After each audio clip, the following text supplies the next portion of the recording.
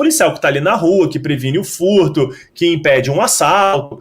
Não o que a Polícia Militar do Rio de Janeiro faz. E a Polícia Civil, que é heróico, que é de guerra. A Polícia Militar e a Polícia Civil do Rio de Janeiro operam em um cenário de guerra e mais, de guerrilha. Porque hoje, inclusive, tinha um drone que jogou uma bomba nas guarnições. Um drone. Isso é usado na guerra da Ucrânia. Então é um cenário de guerra. Se é um cenário de guerra, as polícias militares, a polícia civil e militar que estão acostumadas a esse cenário de guerra, erradamente, não deveria ter chegado nesse ponto, já tratam assim, a gente precisa que haja uma intervenção de quem deve tratar de guerra. Ponto. Mas as nossas polícias aprenderam a operar assim. Que não é uma realidade do Ceará. Não é uma realidade sequer de nenhum outro estado da federação, Renan. A Bahia tá acontecendo isso. A polícia da Bahia ela tem uma letalidade alta, mas o histórico de enfrentamento recorrente não tem.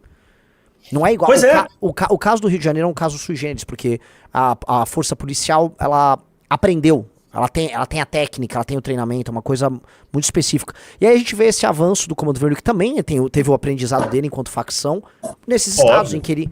Só que o que mais assusta é a falta de vontade política. Não deixa de ser curioso, Rafa, que o Comando Vermelho tá fazendo uma expansão nacional justamente em estados comandados pelo PT, ou por aliados do PT.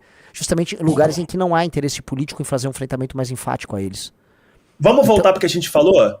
Era pro Lula ter ido à imprensa agora, ter ido à cadeia nacional e falando: estamos agora alocando as forças especiais, comandos, fuzileiros navais, etc., para apoiar o Rio de Janeiro. Afinal, nós somos uma federação. Para apoiar o Rio de Janeiro. Não, você não ouve. Você ouve o governador dizer que pede e o governo federal não quer. Qual é o recado? É muito claro, não tem recado. É tomada de decisão. Eu tomei um lado. Eu tenho um lado nessa história. E não é o lado das forças de segurança. Não é o lado. Martins está aí, Martins. Seja bem-vindo, meu irmão. Boa tarde, meu futuro governador. Boa tarde, meu futuro presidente. Boa tarde, Martins. Nosso futuro vice-governador. Primeiramente, cara, eu peço uma oração pela vida dos policiais aí que foram tombados em combate, 4 colegas.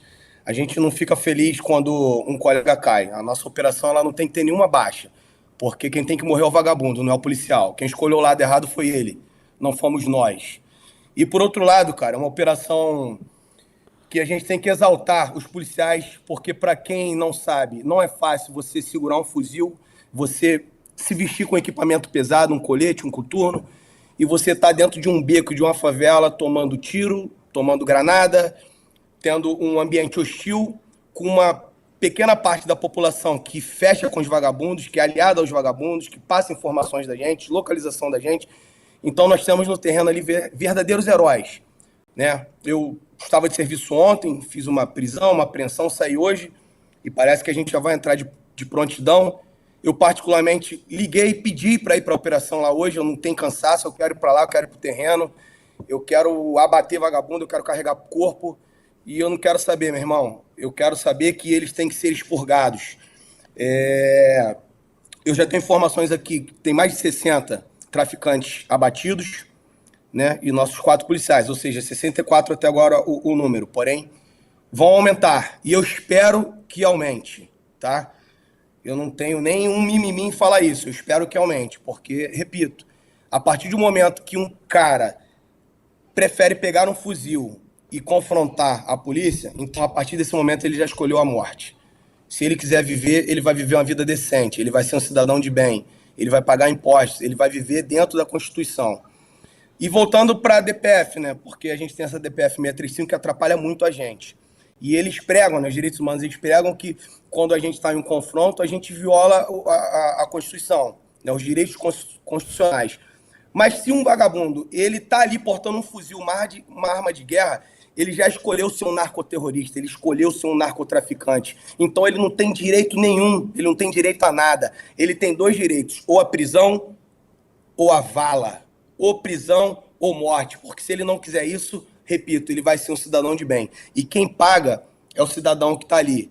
O bom cidadão que mora na favela e o bom cidadão que está ali no asfalto, passando no momento, porque sofre com uma bala perdida, sofre com assalto diuturnamente, que estão sendo esculachados. O morador, o cidadão de bem, está sendo esculachado no Rio de Janeiro. Essa é a realidade, Renan, essa é a realidade, Rafa. O cidadão carioca, ele está sendo esculachado. E nós temos hoje a melhor polícia do mundo. Eu tenho o máximo respeito a todas as polícias, de todos os estados. Mas nós temos no Rio de Janeiro hoje a melhor polícia do mundo. Porque enfrentar o que nós enfrentamos, você pode pegar esses homens que estão no terreno hoje. Eu nem me coloco ali, eu coloco os meus amigos que estão lá. E coloco eles no Iraque, coloco eles na faixa de Gaza, coloco eles entre a Rússia e a Ucrânia. Eles vão operar e eles vão te entregar resultados. É isso, irmão. É uma força de guerra. É ou não é? É uma força de guerra permanentemente em guerra. Força de guerra. Eu tenho informação que chegou aqui para mim agora, tá? Eu ainda vou confirmar, mas 3 contatos já me confirmaram que o Doca, o Doca da Penha, o Urso, o dono daquele complexo, foi abatido, tá? Eu tenho essa informação. Eu preciso ter ela mais confirmada ainda, mais precisa ainda, mas 3 canais aqui já me confirmaram que ele foi abatido. Pode ser uma estratégia dele, pedir para alguém soltar isso aí para ele conseguir escapar, mas pode ser real, tá? Enquanto a gente vai concluindo a nossa live, eu vou recebendo aqui. Tem uma coisa, Renan, que esse MC, esse Oruan, né, quando ele se homiziou no complexo do Alemão, ele falou assim: eu quero ver vocês me pegarem aqui. Venham aqui que eu quero ver se vocês pegam. Vou dizer uma coisa aqui para todo mundo que está aqui, meus amigos. A Polícia Militar e a Polícia Civil do Estado de Janeiro entram em qualquer lugar do Rio de Janeiro. Não existe lugar no Rio de Janeiro que as nossas polícias não entram. É só deixar trabalhar. Deixa trabalhar, que a gente vai lá e te entrega o resultado. Diga-se de passagem por hoje. Um excelente trabalho, um excelente. Entrou no coração do Comando Vermelho. Entregou resultados. Tem um vídeo aí, vocês acompanham aí as nossas redes, acompanham o MBL, acompanham o Renan, acompanham o Rafa. Nós vamos soltando os vídeos ao longo da noite. Eu tenho um vídeo aqui com mais de 20 traficantes se entregando e pedindo, pelo amor de Deus, policiais, não matem a gente, por favor. Nós estamos nos entregando. Os fuzis estão aqui, já tem um colega abatido aqui no chão e nós estamos nos entregando, tá? Os brabões se entregaram com medo de morrer. Ou seja, 2 caminhos, ou a morte ou a prisão. Então, não existe terreno no Rio de Janeiro que a polícia não entre. Martins, então pra entender, né? Aquela brabeza que eles cantam naqueles shows, naqueles festivais, arma pra cima, todas aquelas canções exaltando o poderio deles. Quando a polícia tá próxima, aí desaparece. Aí eles botam meia dúzia de otário pra trocar tiro e morrer. E aí os chefes, os caras ali vão tudo se entregando. Porque é criada uma mitologia. Quando você faz essa DPF igual a STF fez, quando você tem essas ONGs e não permitem que basicamente passem leis que facilitem o trabalho e as operações policiais, você evita o confronto, e ao evitar o confronto eles criam a lenda de que eles são os brabos, que eles matam geral e tal. Quando você tem um espaço de confronto, é surra. É derrota cachapante. Me parece, me corrija se eu estiver falando besteira, que o mito que eles criam a respeito deles próprios, de que eles são brabos, que eles são capazes, só existe, só é possível porque a institucionalidade brasileira, nosso sistema de justiça e a nossa política e parte da imprensa permitem isso. Porque ao coibir a ação policial, eles criam essa zona em que o cara fica livre para falar o que ele pensa e vender pro próprio morador o monstrão, o brabão que ele não é. O brabo da internet. Você resumiu muito bem. O brabo da internet. E vai além disso. A gente estava aqui hoje. Um traficante foi preso em julho por uma guarnição nossa do Patamo. A juíza soltou. Em agosto, a outra guarnição do Patamo prendeu ele de novo. Armas, drogas. Ele foi solto. Ontem, ele fugiu de mim pelo mato, entrou no valão, saiu correndo. O mesmo traficante. Ou seja, eu ia prendê-lo pela 3ª vez.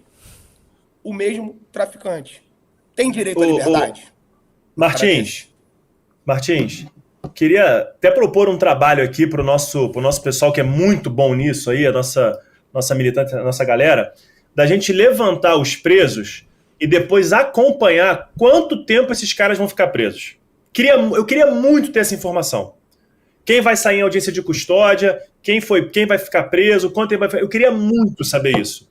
Muito saber desses 60, 70, 100 presos, quanto tempo eles vão ficar presos. Eu queria muito saber isso. Vamos criar isso? É um bom monitor?